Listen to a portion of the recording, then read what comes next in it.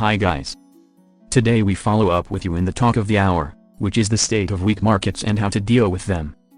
However, today we will focus on a specific part, which is the defensive stocks. We will learn about the traditional view, which you probably know or heard about, compared to Warren Buffett's view, which has real examples, which I will show you, of course. In the first place, a question arises: why are we talking about defensive stocks? What is the need for it? It is clear because the need comes from the difficult market situation. The evidence for that is the P/E ratio, which is currently valued at 25.4, while historically it ranges between 15 to 16, which indicates that the market may be in a bubble. Likewise, the average P/E of Schiller for the past 10 years is 36.1, while the historical average is between 16 and 17. I mean, it is no wonder that the market in general is high, but the strange thing is that the matter is not limited to these indicators only, but we took broader indicators into consideration. We note first the inflation, which reached its highest point in 40 years, and in a second stage the interest rate, which was low, but now they are back to raise them in order to equalize them from the issue of inflation, which will lead to the movement of capital outside the stock market.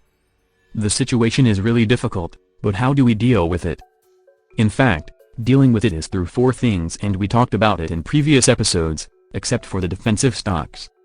We will talk about it in detail in this episode. First, diversification, and relatively diversification. I am not talking about diversification strategies that tell you to own certain ratios, but rather diversify into sectors and stocks that you understand, and this thing we explained in this episode, and we talked about how the world's rich lost their wealth except for Warren Buffett because of his diversification of the center, and of course, this is for the active investor who wants to choose stocks, while you have another diversification, which is ETFs. Well, the second thing to deal with crises and tough times is to focus on defensive stocks, and that's what we'll explain once you've completed the rest of the points in How Do I Preserve My Wealth episode. Give us a glimpse of it. The third thing to deal with crises is the availability of a percentage of reserve cash and details of how much it should have no need.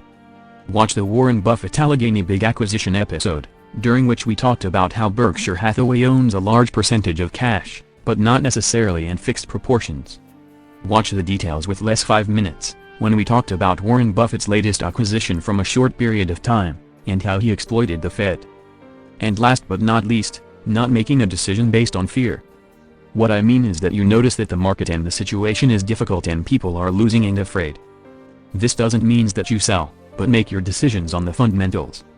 Peter Lynch, the famous investor who achieved fabulous results and frankly has results that are even stronger than Warren Buffett, he said more money has been lost anticipating a downturn than actually a downturn. And we note a practical example in this article, which is 9 years old, which says, "World stock markets plunge as global crisis deepens." This was in 2012. Look at the graph. What happened next up until today? An increase of 600%, and that's of course without looking at the last big drop in 2022. So one should not be afraid of all these crises and sell on their basis. Let's go back to defensive stocks. What are defensive stock? The topic is really simple.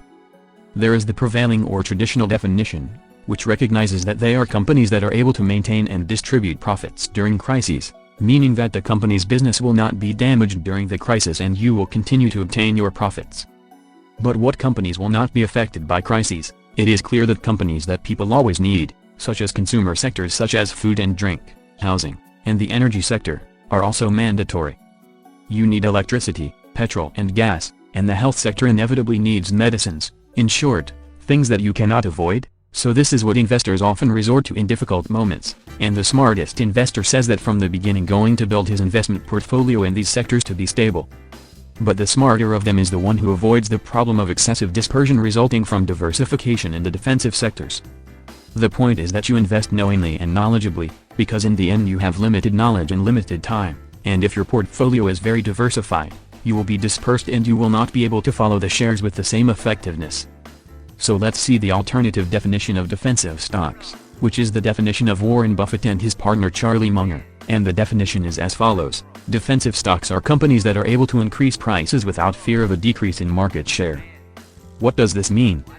I will give you an example.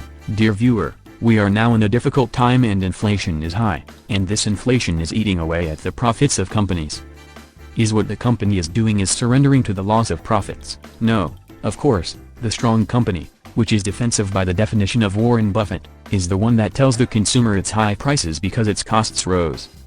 Of course, the average person will tell you that he will look for another company, but here comes the idea of defensive stocks for Buffett, because there are many companies that people are attached to and there are many reasons, either because they are the leaders in their sector or because their brand is strong or because they need them for whatever reason, they are able to raise their prices without losing their customers.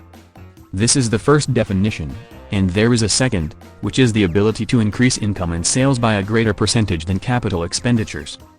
We will explain the matter by assuming that the company is unable to raise its prices more to consumers for any reason, but it still has the option to be defensive by rating Warren Buffett, which is that it is able to spend capital to build factories or to acquire or establish a wider distribution network, meaning that it has spent capital that achieved a greater return for it, so the company did not raise its prices, but its sales increased, and therefore the total profit remained constant even though the profit margin decreased. These companies have the potential to grow, scalability. And the best of the two examples is a company that has the ability to raise prices and increase production profitably. These companies are few or rare, but they do exist. We mention here two examples, Apple, which is liked by Warren Buffett, and Tesla, which is liked by myself. I am not talking about Tesla out of love for it, but because it is a classic definition of defensive stocks according to Warren Buffett's classification.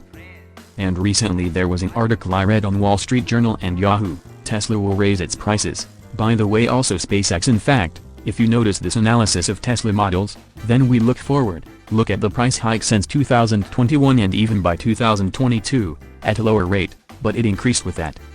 So Tesla from last year is raising prices. Of course if there was no demand for the company, we would have noticed weak sales, but look how sales jump. So this is the best example of defensive stocks because they are simply increasing their production profitably and Tesla followers know that the profit margin is rising. I hope you benefited, and if you still have questions, write them in the comments and I will try to answer them as soon as possible. If you liked the episode, do not forget to subscribe, like, and share it with your family and friends. Rashad, the presenter of your program Hit the Road to Fire, was with you. See you soon.